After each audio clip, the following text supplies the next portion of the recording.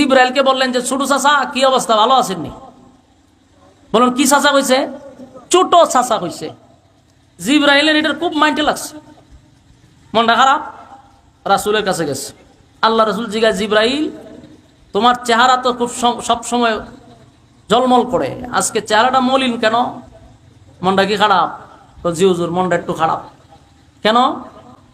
আপনার মেয়ে ফাতেমা আমার ছোট চাচা হইছে। তো সমস্যা কি? বলে আমি কি ছোট? আমার বয়স জানেননি কত? কত হইব? বয়স কত তো জানি না, তবে আসমানে একটা তারা উঠে পূর্ব দিকে। এই তারাটা ৮০,০০০ বছর পরে একবার উঠে। বলুন কবার? কত হাজার বছর পরে? আবার ইয়াদ রাখবেন, ৮০,০০০ বছর পরে একটা তারকা আসমানে উদিত হয়। কত হাজার বছর পরে? ৮০,০০০ বছর পরে একবার উঠে, আবার এটা চলে যায়, আবার ৮০,০০০ বছর পরে আবার উঠে। তো জিবরাইল কয় যে এই তারকাটা আমি জন্মের পরে ৮০,০০০ বার দেখছি। আপনারা সুবহানাল্লাহর আওয়াজে বোঝা যায় ক্যালকুলেটর হিসাব হয়েছেন। আপনারা হিসাব করেন, ক্যালকুলেটর হ্যাং মারবো। প্রতি ৮০,০০০ বছর পরে তারকাটা একবার উঠে, আর এই তারকাটা ৮০,০০০ বার দেখছে উনি। সুবহানাল্লাহ। ক্যালকুলেটরে ধরবো জিবরাইলের বয়স কত? তখন জিবরাইল হুজুর এখন চিন্তা করেন আমার বয়সটা কত, কিন্তু আপনার মেয়ে আমারে ছোট চাচা করছে, এটা আমার মাইন্ডে লাগছে। জিবরাইল তো ফেরেশতা, মানুষ না, এর লেগে তার মাইন্ডে লাগছে। তো জিবরাইল যখন এই কথা কইছে, আল্লাহ রাসূল বলল, জিবরাইল তো ৮০,০০০ বছর পরে যে তারকাটা উঠে, এই তারকাটা এখন উঠছে নি, মানে ৮০,০০০ বছর হয়েছে নি, আর একবার উঠবো না? হুজুর ৮০,০০০ বছর তো হয়ে গেছে, কিন্তু তারকাটা আর উঠে না। এটা প্রতি ৮০,০০০ বছর পরে একবার উঠতো, কিন্তু ৮০,০০০ বছর হয়েছে, কিন্তু এখন আর তারকাটাকে আমি দেখি না। আল্লাহর রাসূল তখন জিবরাইল আলাইহিস সালাতু ওয়াস সালামকে ডাক দিয়া নিছে, এদিকে আসো। রাসূলের জামাটা উপর থেকে তুলছে, তো ইল্লা রাসূলের এই পিঠের এই সাইডে ওনাকে নবুয়তির মোহর যে রাসূল খুল্লা দেয় যে আমার পিঠে একটা চিহ্ন আছে কিনা দেখো। এই চিহ্ন দিকে জিবরাইল মাথা তাত দিয়ে, হুজুর এই তারকাটাকেই আমি দেখতাম ৮০,০০০ বছর পর পর। আরো জোরে কোন আল্লাহু আকবার। জিবরাইল এই তারকাটাকে আমি ৮০,০০০ বছর পরে পরে দেখতাম, আর এইটা দেখছি আমি ৮০,০০০ বার। সুবহানাল্লাহ।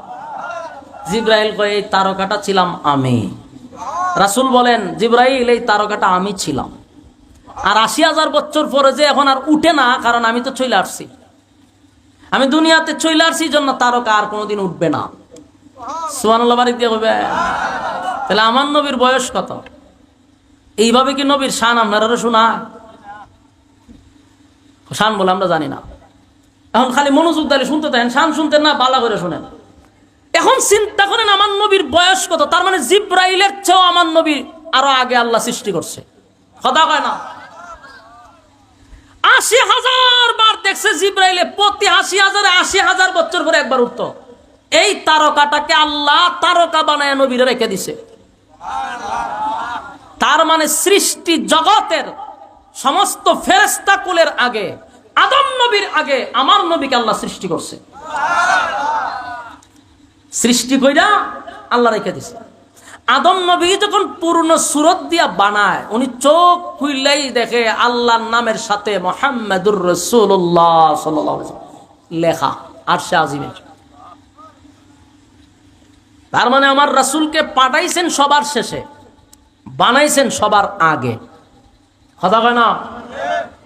বানাইছে সবার আগে, পাঠাইছেন সবার। কারণ প্রধান অতিথি যিনি, উনি কি প্রথমেই বক্তব্য দেয় না শেষে দেয়? হ্যাঁ, যেমন অন্যান্য মাহফিলে গেলে আমার দেয় প্রধান বক্তা, সবার লাস্টে আমার বয়ান থাকে। আজকের মাহফিলে আমার পর একজন প্রধান বক্তা আছে, ঠিক না? তো উনি কি আমার আগে করে লিছে না আমার পরে করবে? মানে প্রধান যিনি হয় উনি লাস্টে বয়ান দেয়। রাসূল হলেন সমস্ত নবীদের প্রধান, এই জন্য রাসূলকে আল্লাহ সবার শেষে পাঠাইছে। কি বুঝলেন? এখন আসুন ৪০ বছর পরে, কেন বললাম ৪০ বছর পরে নবীরে নবুয়ত দান করছে, বিষয়টা এমন না। 40 বছর পরে ঘোষণা করছে, নবী তো আরো আদমের আগের থেকে আল্লাহর রাসূলকে আল্লাহ নবী বানায় রাখছে।